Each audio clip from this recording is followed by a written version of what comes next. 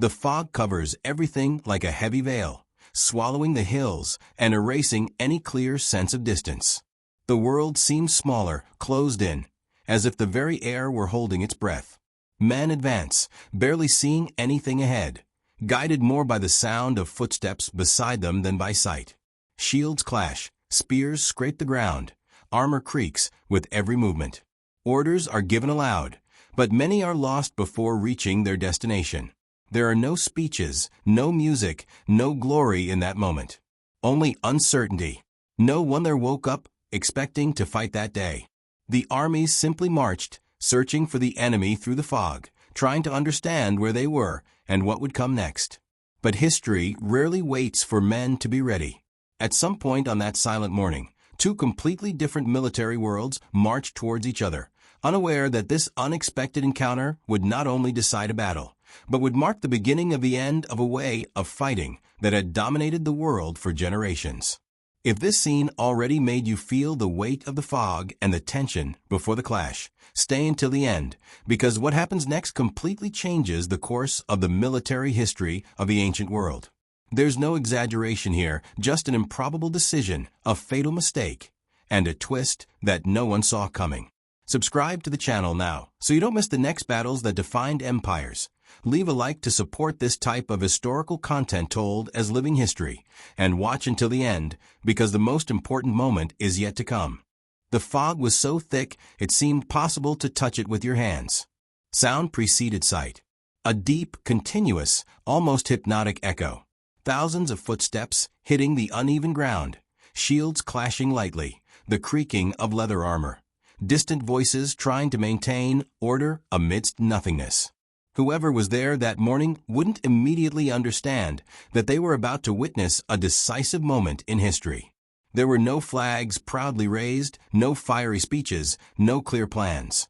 Only the fog, the treacherous terrain, and two armies marching almost blindly toward each other. And that was precisely why that battle would change everything. What few realized at that moment was that this confrontation would not be remembered merely as another war between ancient powers. It would become the end of an entire era. The day a way of fighting, considered perfect for over a century, began to die without its own soldiers understanding what was happening. The clash occurred silently, almost accidentally, but the impact would echo for centuries. There, in the midst of the fog, the world began to choose a new master. On one side were the heirs of the greatest conqueror the ancient world had ever known. Alexander had led his armies to places no one imagined possible, and the foundation of it all was a feared, rigid, impressive formation. A human wall armed with spears so long they looked like sharpened trees. That formation had crushed kingdoms, crossed continents, and created the illusion of invincibility.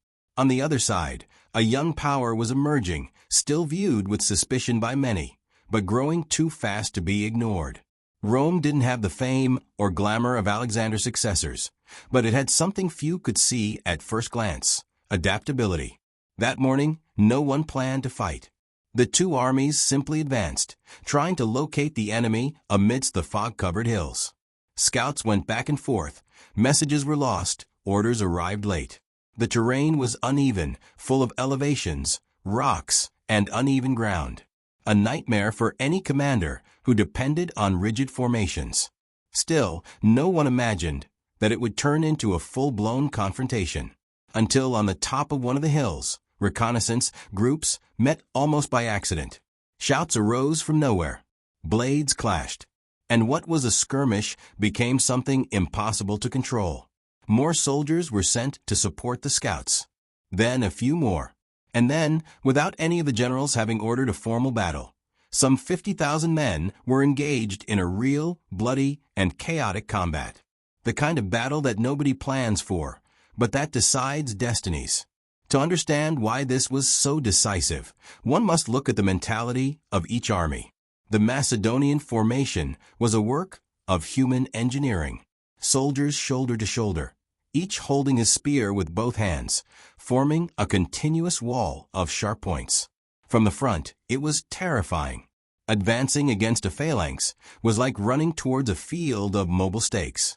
Few armies in history have managed to confront it directly and survive. The problem is that the phalanx demanded perfection. Flat terrain, precise alignment, absolute coordination. Any failure transformed that force into a trap for its own men. On the other side, the Roman legion seemed less impressive from a distance. There was no continuous wall, nor endless spears pointed forward. What there was organization into small, independent units arranged like a chessboard. Each group could advance, retreat, turn, react. The Roman soldier was not just part of a mass. He was part of a flexible system. And in that uneven, fog-covered terrain, this difference would begin to take its toll. The battle was not uniform. It naturally split up. On one side of the hills, the Macedonian Phalanx achieved something impressive. Even with the poor terrain, their soldiers organized themselves, aligned their spears, and advanced down the hill. When thousands of sarissas were brought down at once, the sight was devastating. The Roman wing in that sector simply couldn't hold. Shields were pushed aside, men stumbled, the formation broke. The Romans were pushed back amidst the chaos. At that moment, it seemed history would repeat itself. The old formation still worked. Victory seemed certain. Meanwhile, on the other side of the field, the situation was completely different. The opposite wing of the phalanx was still marching when the combat began. The soldiers climbed the hill, disorganized, without time to align their spears. For that type of formation, being out of position was practically a death sentence. And that's when the difference in mentality was clear. The Roman commander realized something crucial. His left flank was being crushed, but his right flank faced a vulnerable enemy. The decision he made at that moment sets ordinary commanders apart from leaders capable of changing history. Instead of trying to save all the men being pushed downhill, he concentrated everything he had where the opportunity arose. Legionaries, cavalry, and even more elephants advanced against the disorganized Macedonians. I want to know what you would do if you were there, in the middle of the fog, unable to see the enemy and feeling the ground tremble with every step. Do you think the phalanx could still have won, or was defeat inevitable from the first mistake? Write your interpretation of this battle in the comments, because your perspective can completely change how you understand this confrontation. If this story captivated you, leave a like now to support the channel, subscribe, and hit the bell so you don't miss the next moments where a single decision was able to change the course of the ancient world. What followed was swift and brutal. Without the wall of spears, the Macedonian soldiers were unable to defend themselves. Their weapons were too long for close combat. The Romans advanced protected by their shields, pushed the spears aside, and attacked with short swords, made precisely for that type of fighting. The Macedonian formation began to break apart.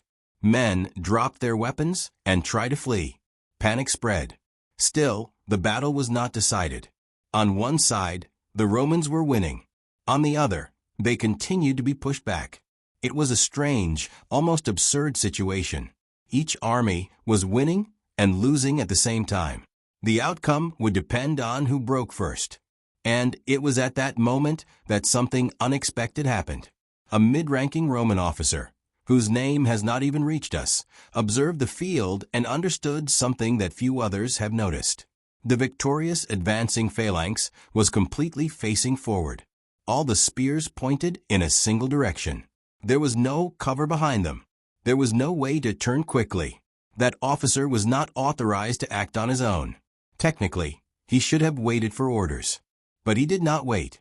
He gathered about 2,000 men from the winning wing and did something unthinkable. Instead of continuing to pursue the fleeing enemy, he turned his troops around and led them across the hills.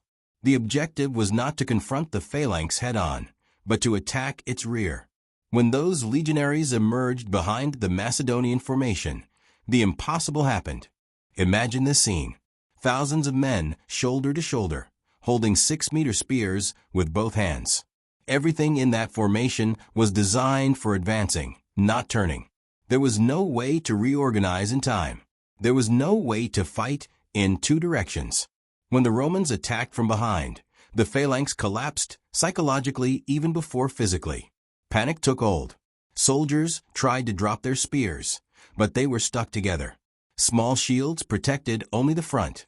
Their backs were exposed. The legionaries advanced like a blade cutting through fabric. In a few minutes, the formation that had dominated the ancient world was transformed into absolute chaos. Those who had once shouted victory now ran in despair. The Macedonian commander realized that all was lost and ordered a retreat before his army was completely destroyed. When the noise subsided and the fog began to dissipate, the battlefield revealed a shocking result. Thousands of Macedonians dead or captured. On the Roman side, much smaller losses. But the number of dead was not the most important thing. What really mattered was the message. The world had just learned that the phalanx, symbol of conquest and absolute strength, was obsolete in the face of an army capable of adapting. From that day forward, nothing would be the same. Macedonian power began to crumble, while Rome took another step towards dominating the ancient world. It wasn't just a military victory. It was a victory of mentality. Flexibility versus rigidity. Adaptation versus tradition. Intelligence versus brute force. And now I want to know from you, what other moment in Roman history would you like to see here on the channel? Leave your comment, because it could become the next video. If this story has captivated you so far, leave a like and subscribe to the channel so you don't miss the next episodes. The story is full of battles, improbable decisions, and fatal mistakes that they change the world. And the next one might be even more surprising. A battle that began by chance, amidst fog and uneven terrain, pitted two of the greatest military traditions of the ancient world against each other. On one side, the Macedonian Phalanx, heir to Alexander's conquests, powerful on the front but dependent on perfect formation. On the other, the Roman legion, organized into flexible units, capable of adapting quickly to the chaos of the battlefield. The confrontation unfolded in a fragmented way, with each army winning in one sector and losing in another, until an unexpected decision completely transformed the course of the fight. An attack from the rear revealed the limitations of the phalanx and marked the definitive collapse of a warfare model that had dominated the world for generations, paving the way for the military rise of Rome. Now that you've seen how an unexpected encounter, an unconventional decision, and treacherous terrain were enough to end centuries of military supremacy, think about how many other stories like this have been hidden in the pages of history. If you want to continue discovering battles, fatal mistakes, and improbable choices that shaped entire empires, don't stop here. Subscribe to the channel, leave a like to support this kind of in-depth content, and hit the bell, because the next video may reveal an even more shocking moment, the one where everything seemed decided, until someone did exactly what they shouldn't have. Until the next video.